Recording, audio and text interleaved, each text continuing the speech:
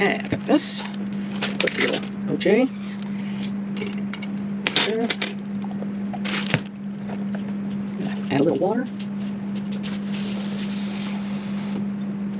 I think they said not to fill it over 3/4 full. So there's the water. Got my vitamins. Get 1 cup of this. Okay, oops, it's not very neat, but it's in there. Handful of spinach seeds. Throw that in there. Okay, and I think we're about ready to go. Let me put the lid on. Okay, and let's see what this does. I did say you had to shake it off. That's a pretty good job. Huh, it's done. I'm gonna go ahead and put some ice cubes in it. Taste it. Mmm.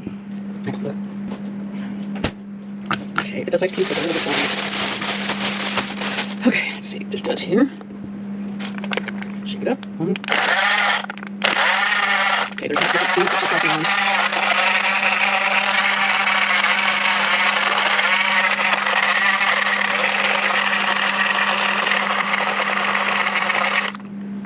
Okay. Oh, doesn't get the ice cubes quite as much as you would like. Try it again.